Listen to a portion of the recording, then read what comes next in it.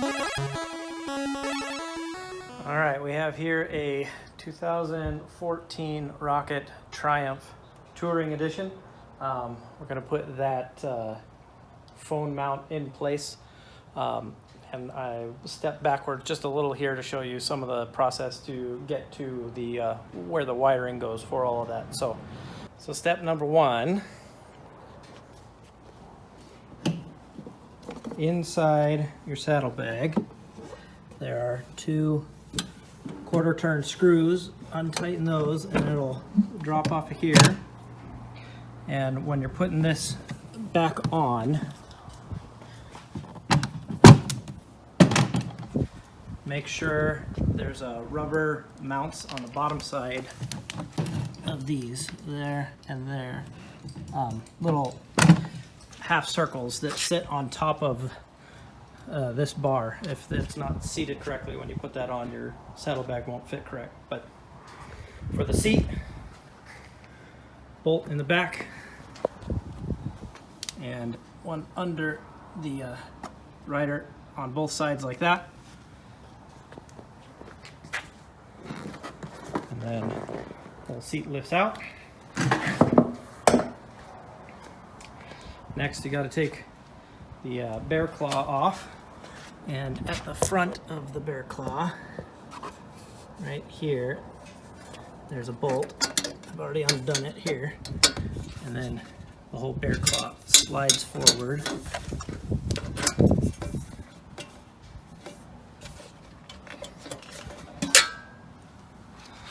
Pulls off, and then you have to take the instrument cluster off, which is 3 more bolts here.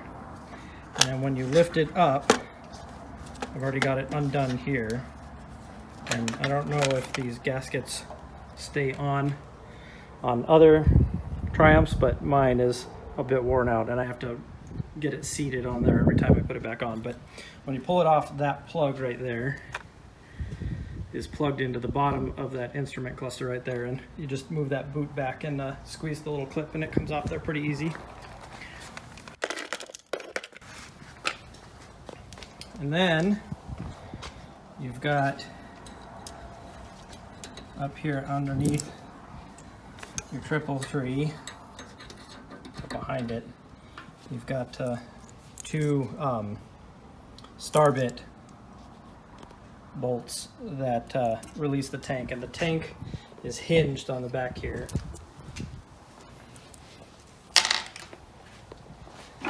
So that you can lift it up, and then right there on the right side of the bike is a stand. I'll have to use 2 hands to get it out and show you how it goes in, but give me a sec.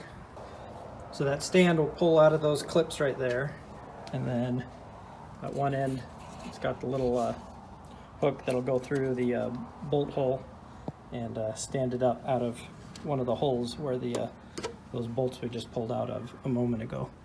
And then that gives you access to everything in there. So I've traced a wire from the ignition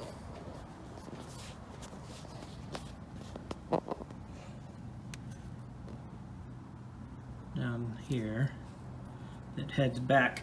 I covered it back up, and these I found sucked to get off of there, but in there's a fuse to the ignition through some auxiliary equipment that is turned on and off by the key.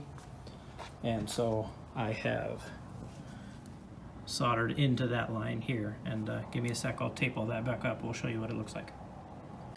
Okay, so I just taped over that, cover the bare copper. Now I'll push this sheath back over it and tape that back up, and then zip tie up some of the extra cabling and get things routed. Alright, so taped up the whole bundle with that sheath wrapped back around it here. This unit has a fuse in line with it as well, so I uncoupled that and routed the cable I don't know if you saw earlier, I had it through here because I had it mounted up on the center of the handlebar. That position actually wasn't very good. It means you had to lean way forward if you ever needed to interact with the phone. So I have repositioned it up here, and I'll adjust that position when I'm ready, but I'll route this cabling underneath with all of this stuff down here and zip tie it off, and then under the cowling back here. And then to do that, I just used a zip tie and stuck a little electrical tape on the end of it, because that was something mildly stiff to get through that position there. You could use wire or whatever, but not too difficult. Doesn't have to be taped super secure, because this is a pretty easy path to get through. So let me finish buttoning all of this up and getting the wiring in place, and we'll see what it looks like. Alright, so we have all of our cabling tidied up, our fuse is back in place. This is the ground that I'm actually going to stick underneath this bolt right here when we put the tank back down. And up on the handlebars, just a couple of zip ties to keep wires in place down where it's routed back through the headstock. So we'll get the tank back in place and we'll see what it all looks like buttoned up. So I just wanted to show you real quick where that I've got that ground connected. So that wire comes out here and is just seated underneath the bolt that holds the tank in. So unrelated to most of what I was doing here, I actually had this panel off earlier, and it made me think. I've seen some guys on the forums. If you're not on them, the r3owners.net forum is full of all sorts of helpful information and people. But I've seen some reports of guys saying that they've lost these side panels. They just push in with little snaps here and on the other side. But they say they lost them on the freeway, and I think what's happening, and I could be wrong. This is the only one I've ever ridden, so I might have it wrong. But there is another one of these grommets on the bottom that is sort of difficult to get at and even see that it's down there. And I think if that one's not in place, it makes it really easy for the wind to pull this out. But you can tell when you have it in place, because the bottom edge of this panel won't pull because it's around that post. So just a tidbit I thought I'd throw in here. All right, so now let's see it work. This particular unit has these bars on either side. You squeeze them and it opens up, and then when you push the phone in against this button, it snaps it closed around it and bolts it in there all right. I haven't tightened down the mount yet, but we'll get to that in a minute. So you can see, maybe you can see up there in the top right, there's a wireless mount.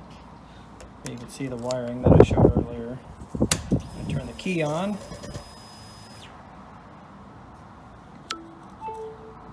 Starts charging on this. This unit also has a USB-C port on the bottom that you can hook something else up. I haven't ever tried it, so I can't attest to it. But maybe I should fire it up just so you can hear this is a 2014 Touring, and it's got the D&D pipes with the K&N filter. Let's do that just for grins and giggles. Can't have a motorcycle video and not turn on the bike, right? I need two hands. Hold on.